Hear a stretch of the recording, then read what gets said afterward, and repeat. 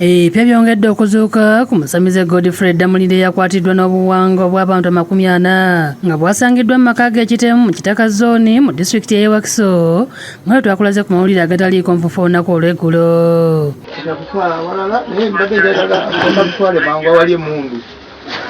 Damulire yatuuyanye kumpi mazzi kubula ku muggwa mubiri olw'engeri abakuumaddembe gye babadde bazaamu amasabo ge.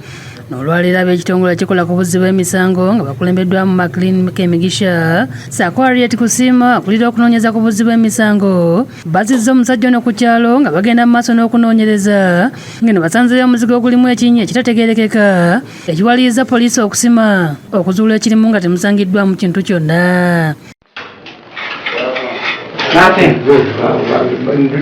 Bakira byonna bikolebwa nga batuuze bakulembeddwamu Alozias Mukasa omubaka w'ekitundu ekyo beekula omululu okujja okulaba ku mutuuze munnaabwe gwe balabye gataliiko nfuufu nga abamu bulijjo balowooza nti musuubuzi mu kibuga Kampala.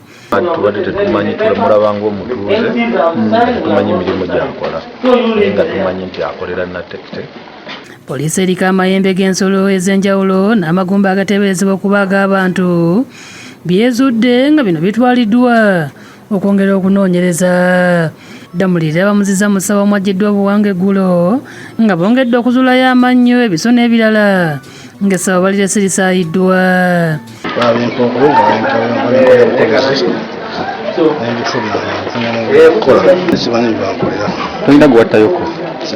Omubaka Mukasa alidde Matereke n'abasawo b'ekinnansi basangiddwa mu kifo kino olw'obutalondoola bikolebwa bannaabwe nga Damulire amaze emyaka egisoba 30 ng'asawulira mu kifo kino.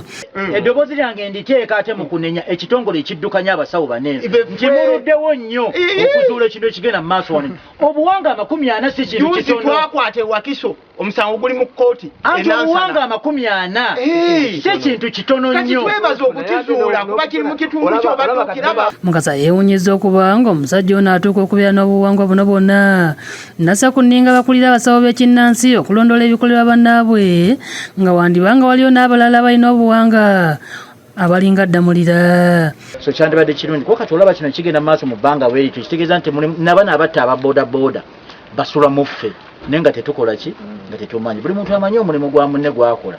Okunoonyereza ku muntu tekiba kibi ne umanya n'ebigenda mu ki. Kyokka Ssaalongo Walyabira Karimu wa Uganda n'eddagala lyayo asabye omubaka okukwasizaamu nabo okumalawo emize gy'ekika kino aleme kubanenya. Ddala nga tukino babadde baddibwa abantu abo bangi nnyo tuwagire tetwagala abantu bano bakiggaleyo obuvunaanyizibwa bwammwe nga mulambula abasawo banene obutakoowa. Neebuuza nti obuwanga 40 kitegeeza ki? Kubanga akawanga kitegeeza nti yali muntu, buli kawanga yali muntu yabateeka ludda. Abamu ku basawo b'ekinnansi bavumiridde bannaabwe abakola mu ngeri y'ekifere. Kiruma nnyo ng'abaana bali olubaala abaluma empewo zibaluma naye ng'ate abandi badde bajja okutereeza buli babulira bino beeraliikirira. Njagala okukubira ba district crime intelligence ba crime intelligence mwe namwe muli okulaba nga tutambulira wamu okwongeramu amaanyi. Lydia Nareiso ne Martin Kiza bye bakusakidde eggulire eno ku Lwabukedde TV.